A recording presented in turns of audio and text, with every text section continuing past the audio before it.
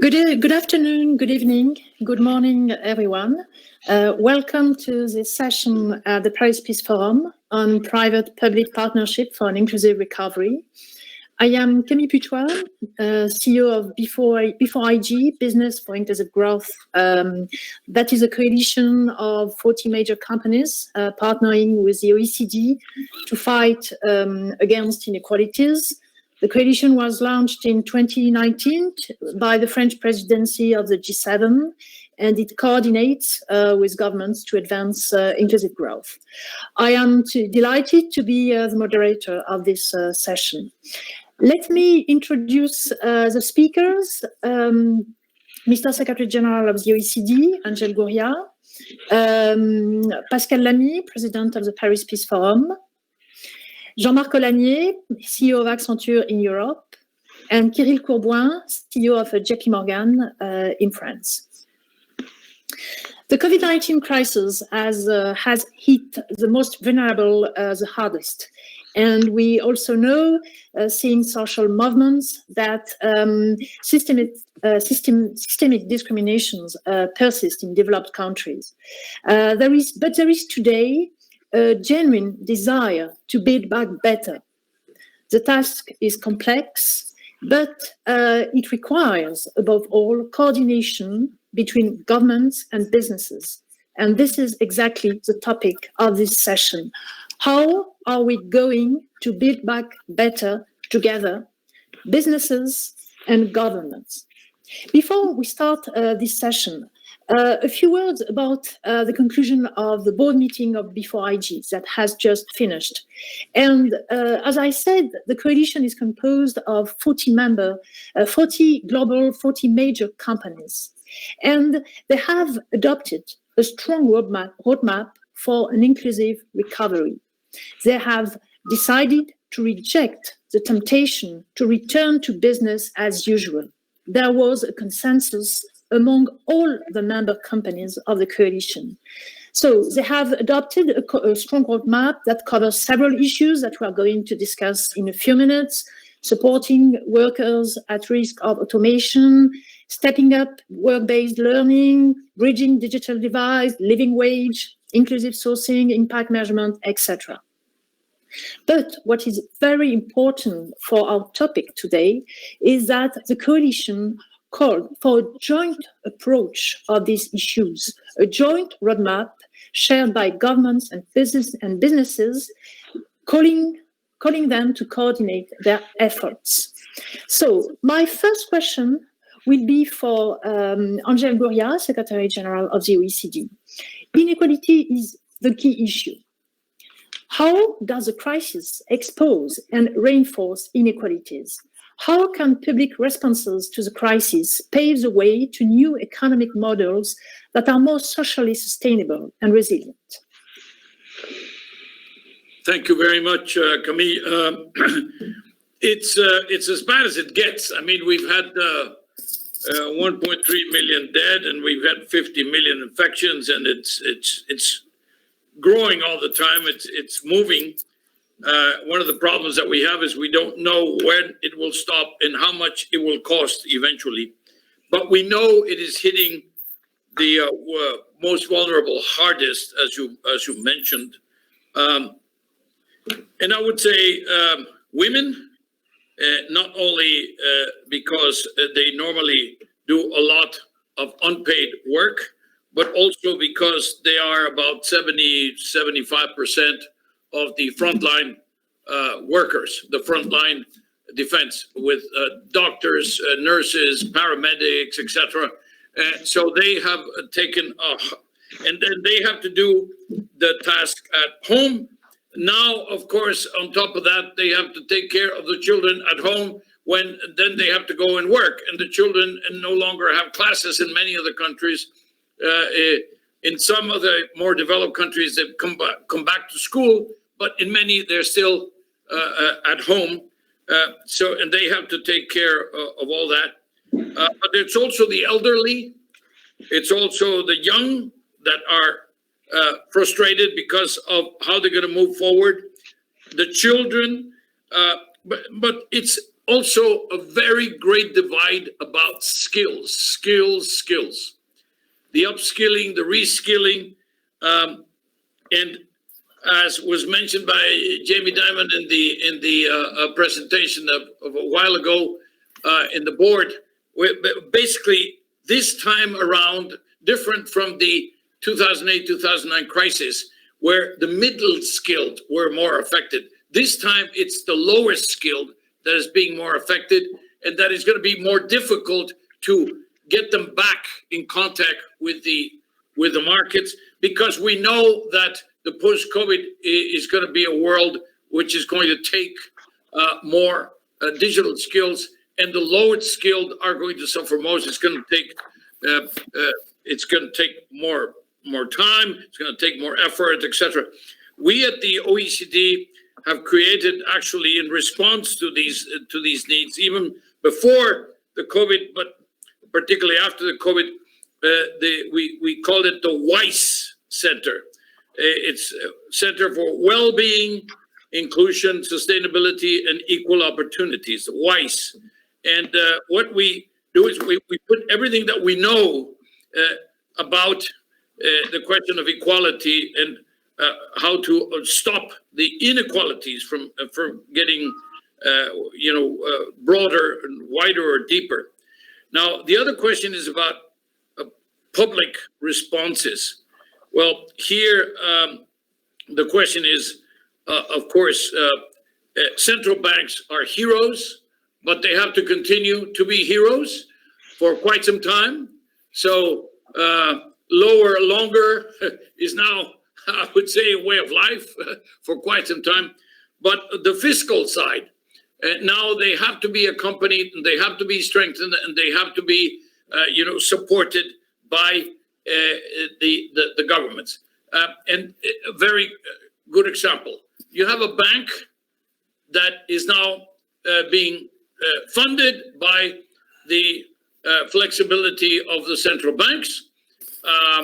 And at the same time, it still is demanded, it still is required to get a lot of reserves and use capital, etc., for the risk. So you get the governments that are doing now guarantees. So the combination of the funding plus the guarantees is helping to put this together. But the structural change, if we want resilience, that means stronger. If we want greener, we want sustainable, that means greener going forward. If we want inclusive, that means less people left behind. Then, of course, one has to adopt structural change going forward. And it has to be done multilaterally. How are you going to deal with trade? How are you going to deal with investment? How are you going to deal with climate? How are you going to deal with migration? How are you going to deal with the pandemic if it is not multilaterally? That has been missing. We have had a lot of very strong, very powerful, impressive responses at the national level, but we are still missing a lot of the multilateral side to this. And if we do want to build back better, we need to go multilateral. The other thing is we have to measure what's going on. We have to be able to, the metrics that we've been talking about in the B4IG, Camille and dear friends, we really have, if we can't measure it, we can't manage it. And therefore, we have to measure all the impacts of the actions. And last but not least, please take a look. We started with a hub, with an OECD Coronavirus Hub back in March. And we put everything that we've done related to the COVID, the taxes and the COVID, and health and the COVID, and SMEs and the COVID, and tourism and the COVID, and education and the COVID, et cetera, et cetera. We now have 160 policy briefs, the product of research at the OECD, in practically everything we do related to the COVID. So I invite you to take a look, because it may come in handy for whatever the areas of work in which you are. So we've had already about 1.3 million unique visitors to the hub, mostly policymakers. So I invite you to take a look also. And thank you very much. Thank you so much. So structural, you said structural changes have to be done multilaterally. So it's a good transition. And I move to you, Pascal Lamy. Let's talk about the Paris Peace Forum. The mission of the Paris Peace Forum is to rebuild multilateralism and to strengthen global governance. So why is a strong public-private partnership the key to global governance? And what have been the lessons from the pandemic in this respect? Thank you, Camille. And I think this notion of partnerships is absolutely central to the Paris Peace Forum. I'm just back from this working session that took place at the Elysée under the chair of the French President of the Republic, with the UN Secretary General, the German Chancellor, the Senegalese President, the President of the Commission and of the Council of the European Union, the Managing Director of the IMF. So a lot of people heavily engaged in multilateral action. And I take 3 points from this discussion and from the one which you just had at the before IG, which I only could attend for part of it. Number one, the topics that were dealt with at the Elysée during this working session and the ones you've been dealing with at the before IG are similar. They are roughly the same agenda, which I think says a lot about this sort of multi-actor convergence for impact, which the Paris Peace Forum is about. Governments are not enough, and if we were convinced that they are enough, just look at the dire state of multilateralism. We need other actors, international organizations, businesses, NGOs, big academic institutions, and so on. And by the way, I think, and that's not just to be nice to Angel, that the OECD is both an international organization and a big academic institution. That's the first lesson. Second lesson I get from the debriefing, the public debriefing, which the participants in the Paris Peace Forum have seen a bit earlier of this working session at the Elysée by the participants, including the French president. What he said was, they focused on 3 issues: social inclusion, climate and biodiversity, i.e. environment, and third, vaccines availability. And I'll come back to that in a minute. In all these cases, he was very clear that this is not a matter for governments only. And he repeated, and I was very pleased about that, the good old HPP mantra that this is a multi-stakeholder endeavor, and that none of these constituencies will ever be able to do it by itself. And by the way, and that may be news for you, he mentioned before IG among the actors of this multi-stakeholder convergence. Third and last bit of an answer to your question, Camille, is one example, which is, of course, very much in the news. And as chair of the Paris Peace Forum, I've tried to make sure that it should be in the news on this occasion, which is this vaccine availability, given what COVID-19 does to this world. I've been thinking for a few months that having a Paris Peace Forum that would not get results on this essential issue, which can only come from a global partnership between the pharma industry, government, international organizations, big philanthropic organizations like the Gates Foundation, the Wellcome Trust, who are discussing this with the French president while we are talking together. This is, I think, an urgent, timely, concrete example of what public-private partnership must do, and the fact that we probably will be able to finish the day with 500 million euros more in the pocket for vaccine distribution in developing countries, I think is a clear evidence, not just of words, not just of nice conversations, but of deeds and impact, which again is what we at the Paris Peace Forum are trying to do. Over to you, Camille. Thank you so much. Thank you so much, Pascal.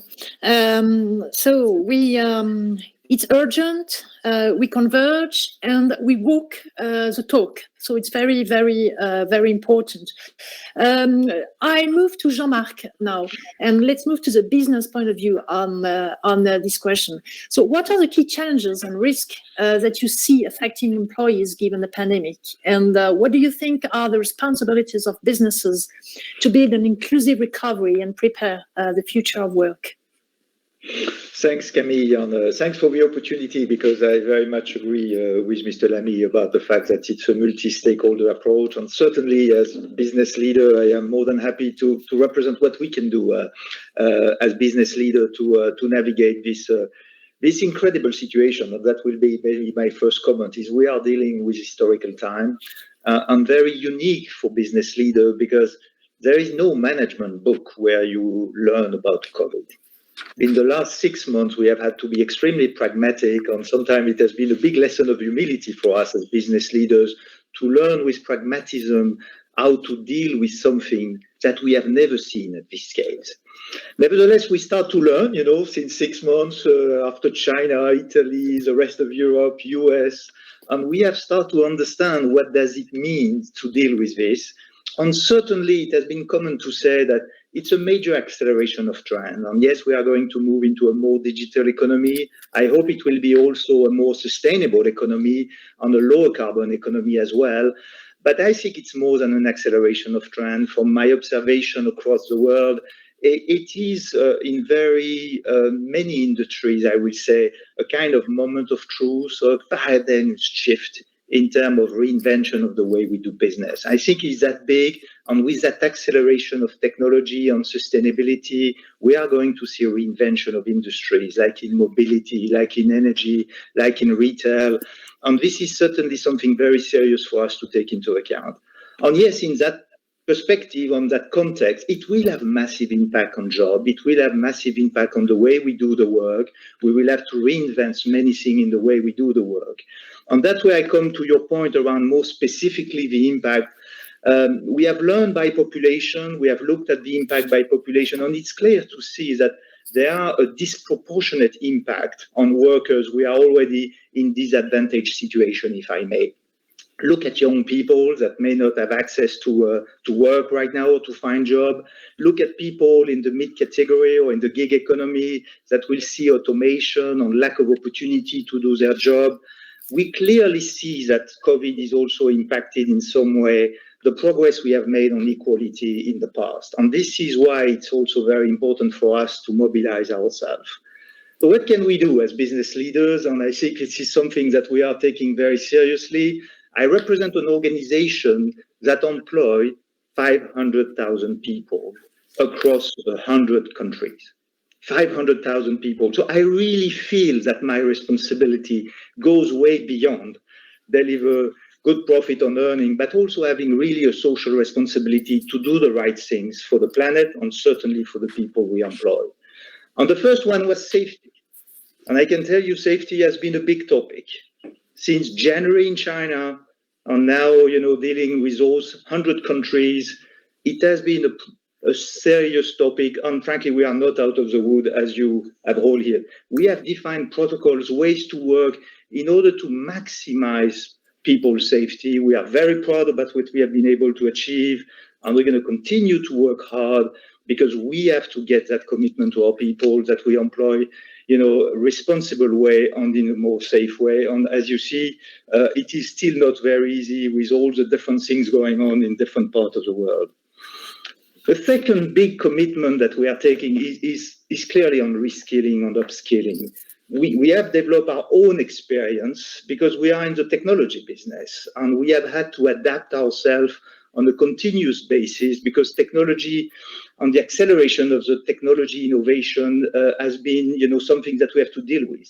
And if you just take, what we have done since March, just take the COVID period, we have been able to reskill 70,000 people in order to deal with the technology that were able to manage, the COVID situation.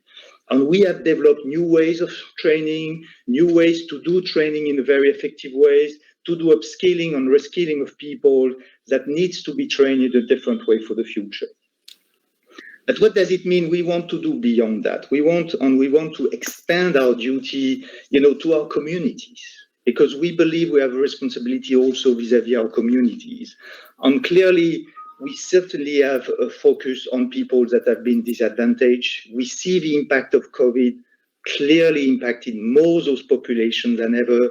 We are leveraging those techniques in order to, focus on training for people that doesn't have access to digital technologies because they don't have the skills or the device. We are also very committed to work with people that have, jobs that could be very much automated, and they need to rethink the way they operate and get some opportunity to get reskilled in other area of opportunity. We also feel accountable around inclusive growth and diversity. It's very important that despite the pandemic situation, we continue to make progress on this front because we believe it's part of what we have to do if we want to be an inclusive business and a responsible business in the future. We are working on it, and we are really ensuring that our duties goes beyond our own business, but also toward our communities.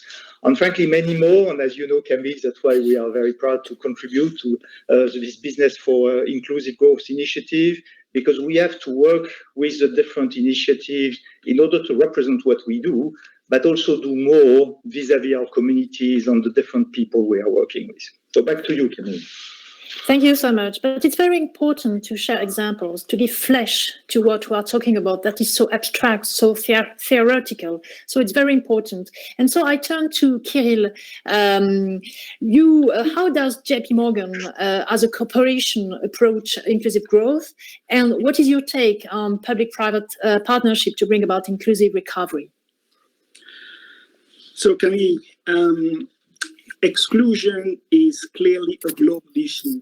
And if you live in the banlieue in Paris or in the suburbs of Washington, D.C., you don't have the same opportunities in terms of education, job, professional network as people living in more affluent areas. So this economic opportunity gap creates anger and frustration that we've seen with the yellow vests in France, with the Brexit vote in the UK, or more recently with the polarization of the US presidential election. So this frustration, unfortunately, creates a loss of trust in institutions like governments of businesses. And this is the reason why this is the responsibility of corporations to improve the society and to fight social inequalities. As Engel said, the COVID-19 pandemic has increased these social inequalities and this opportunity gap. And when President Macron says that the new world has to be greener, more inclusive and more digital, I think it is our responsibility, business leaders, to help him to do so by boosting this inclusive recovery. And this is very important because these issues are global, but the solutions, unfortunately, are local. So it requires a partnership between business, government, community organizations to get together and to find the solutions. So what we have done started in 2014 in Detroit, in the US, because we decided after the subprime crisis, we were called by Mike Duggan, the mayor of Detroit, who said, "You are the biggest bank in America, you are the biggest bank in my city, and I need to rebuild Detroit." People don't realize that after the subprime crisis in the US, Detroit went from 2 million inhabitants to 600,000 inhabitants, with major parts of the city completely left out. Many houses were repossessed by banks. There were no public lighting, no waste management, no jobs. So we decided at that time to invest $150 million of philanthropic money and to send one team of 60 JP Morgan professionals to help the mayor to rebuild the city, to train the local workforce, to revitalize the neighborhoods, to boost the small business expansion. That was really a strategy for inclusive growth and to strengthen the local economy. Since then, significant progress has been made in Detroit. This is now back to 900,000 inhabitants. 200,000 jobs have been created.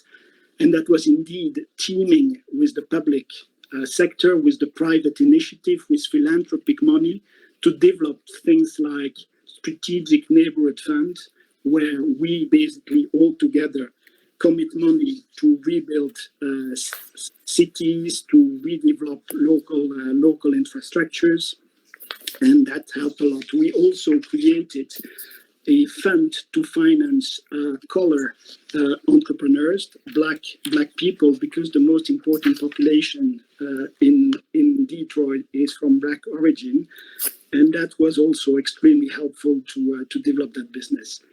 2 years ago, when we celebrated in Paris the 150-year anniversary of our presence in France, Jamie Dimond asked me what type of event I wanted to organize. And I told him, I want you to bring Advancing Cities, that's the name of the program we developed in Detroit. I want you to bring Advancing Cities in Seine-Saint-Denis. And we went together to Pantin, in the headquarters of Les Compagnons du Devoir, to announce a $30 million commitment to France. So why did we decide to go to Seine-Saint-Denis? Because this is the most diverse region of France, with 130 nationalities, the highest level of poverty, of unemployment in France. We teamed up with the government, with the region, with the municipalities to finance non-profit organizations such as ARES, Mosaïque RH, Sport dans la Ville, all these guys to create economic opportunity for the residents of Seine-Saint-Denis and the small business owners. To give you an example, when we go to Les Compagnons du Devoir, these guys, they train 5,000 people per annum, carpenters, butchers, stonemasons. We decided to help them to digitalize their training program in order to move that number of 5,000 people per annum to 10,000 people per annum. And when you do that, you have to understand that at the end of these training programs, all the people that have been trained get a job. So it's very important to do that. So in our opinion, business has an essential role to play in these underprivileged areas. Business leaders must work with policymakers, with community leaders and non-profit organizations to ensure this success. These issues are global, but as I said, the solutions are local. And as Pascal said, this is urgent for all of us to join forces with the governments and the local communities to be potentially the catalyst or the glue of such partnerships. Thanks. Thank you so much. Thank you so much, Kirill. Mr. Secretary General, businesses, JP Morgan say that tackling inequalities is my problem. We know that you have been a strong promoter of public-private partnership. This is very important to you. For you, you launched before IG. You co-chair the board of the coalition today. We would be very happy to know your reflections on why should public and private sectors work together to tackle the crisis, and what are the main lessons from the first year of Before IG? Thank you. Let me give you an example of something which is already happening and which is a very great success. In the hands of all the tax men and women who run, the tax offices in the world, there is there are 84 million bank accounts. The details of 84 million bank accounts, which are worth approximately $10 trillion. Now, that is about half of the GDP of the United States, okay?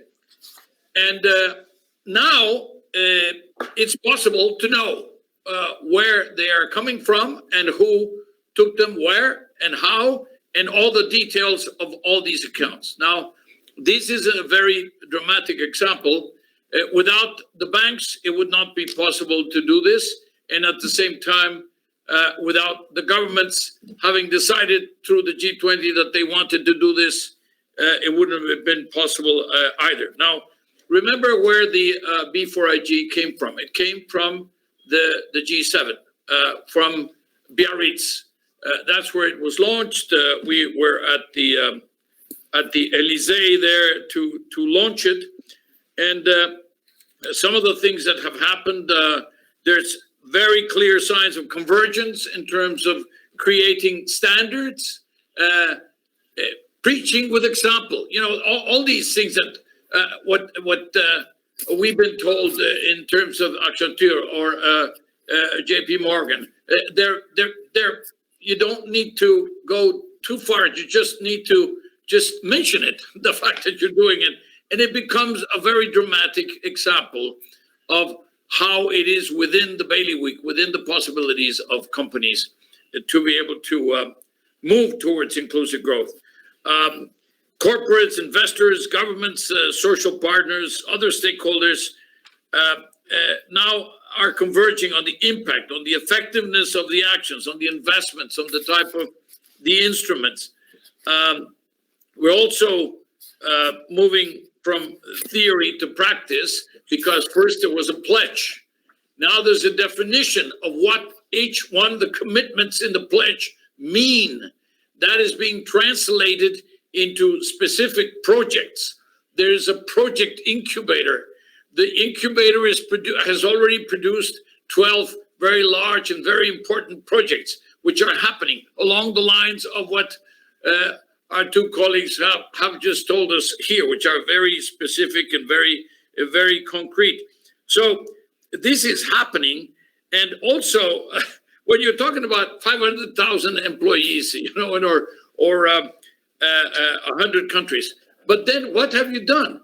I mentioned at the beginning, one of the greatest problems of inequalities is, for example, the question of skills, because the skills can become a multiplier of the inequalities, or if we get the skills right, the skills policies right, we can then reduce the inequalities. But it's of course a public policy question, but it's not going to happen if the private sector does not do it, if the companies do not do it in the ground. And we have seen now 70,000, you mentioned, Jean-Marc, that you have reskilled. Well, those are people that you have given a chance to be able to survive in the post-COVID world. They will have a chance. They will be better equipped. And this is the kind of examples. The inner cities that you mentioned, in the case of the support by JP Morgan. Again, in the OECD, we are all about cities. 75% of the people live in cities, but the differences in a few miles away can be bigger and greater. The life expectancy can be 6, 10, 15 years if you only go a few miles away within some of the cities. You mentioned Detroit, but Baltimore and some others, but also London and also some of the cities in Europe. So basically, what is happening now is that there was a way to organize, there was a way to focus, there was a way to structure, and there was a way to bring down these things. So, Mr. Secretary General, I will ask you to wrap up, please. I would simply say that B4IG is a very great example of how the private sector and the public sector can get together and can actually work now, particularly after the COVID crisis, when it is most needed. Thank you. Thank you so much. Great conclusion. I fully agree. I move to Pascal Lamy, Secretary General of the OECD, mentioned twice the word that is very important, impact measurement. So let's talk about measurement now. Governments and business needs to talk the same language. We need disciplined, verified, accurate indicators to measure progress and avoid social washing. What is your perspective on the measurement and taxonomy of impact indicators? Thanks, Camille. Let me first thank Jean-Marc and Kirill for the very telling examples they've chosen of combining sort of multinational and multilocal and multilateral and what I call polylateral. I think this is extremely telling. Second, to answer your question, as I do not see, as far as I'm concerned, in my own experience and activities today, I think the B4IG is, of course, for inclusive growth, which means social work programs. I don't think you can disconnect this from the environmental issue.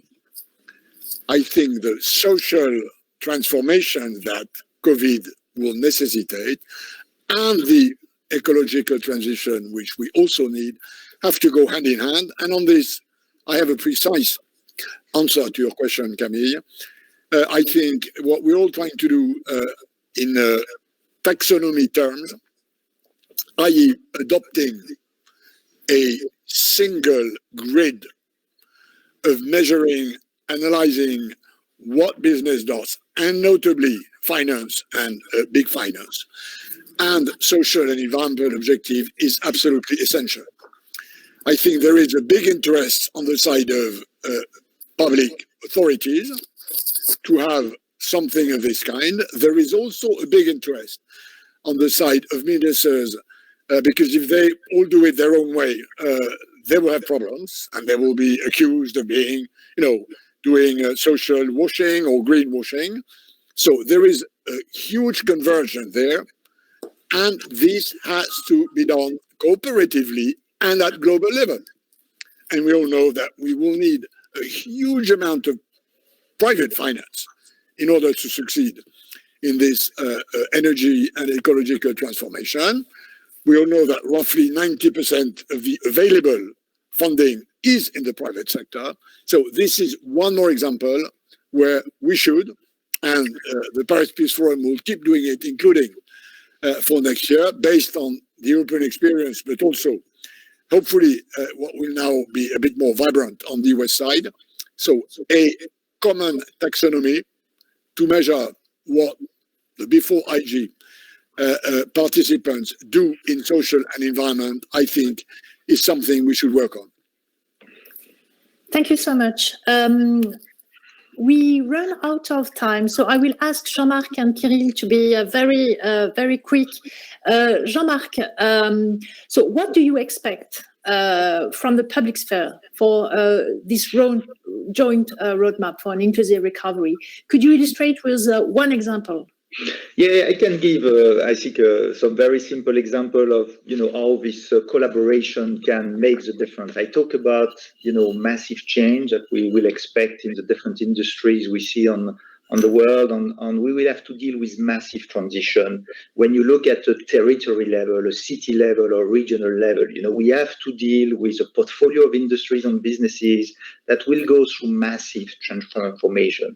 And you need the mobilization of the communities, of the local government, and from the business in order to develop the right training program, the right apprenticeship program, and the right mobilization, not to fight against whatever transition will happen, whether it's a digital transition, whether it's an energy transition, whether it's a mobility transition, because they will happen.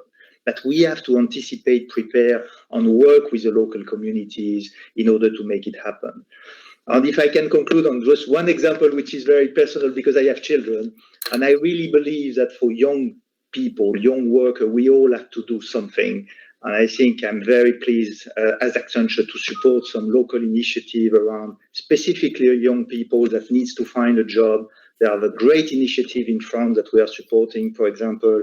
I think it's also important that this collaboration between government, communities, and business apply for this particular set of population that are today very impacted by the crisis. Back to you, Camille. There is many other examples, but I respect the time. Thank you so much. I appreciate. Kirill, could you share with us a very, very interesting initiative that your CEO, Jamie Dimon, announced a few days ago to tackle systemic racial inequity? And indeed, racism and discrimination is a big problem, is a tragedy, and indeed exacerbated by the COVID-19 crisis and also the George Floyd events in the US. And clearly, it is essential for the business community to basically address these issues in a very tangible and meaningful way. And what he decided to announce was a $30 billion commitment. Why 30 billion? Because this is a one-year profit. JP Morgan is one of the most profitable company in the world. We make about $30 billion of net profit. So he decided to devote 1 year of profit in a long-term commitment over 5 years to advance racial equity. And there will be 4 pillars to that program. First, promoting and expanding affordable housing by granting loans, mortgages to these ethnic minorities. Second is also growing the minority-owned businesses. There are a lot of Black entrepreneurs in the US that have difficulties to find funding, so we will fund these people with some dedicated loans and private equity. Access to banking, because about 1 million people do not have access to accounts because of the color of their skin. So that's the reason why we're going to help them and develop branches in underprivileged areas, and also to support diversity and the diversity of our workforce or employees at JP Morgan. So in total, 30 billion in a 5-year period. So that's a big commitment. Thank you. Thank you so much. Very, very interesting, very impressive. I think we are going to the end of this session. I would like to thank you, all the speakers. I will conclude with one word: global. We are facing global issues, and so we have to build and to strengthen global governance to tackle these global issues. This is the reason why the Paris Peace Forum is so important. And it's also the reason why the fight against inequalities and inclusive recovery should remain on the top of the G7 agenda and on the G20 agenda. Thank you so much again. And I wish you all a nice evening, nice morning, nice day. Bye-bye. Bye.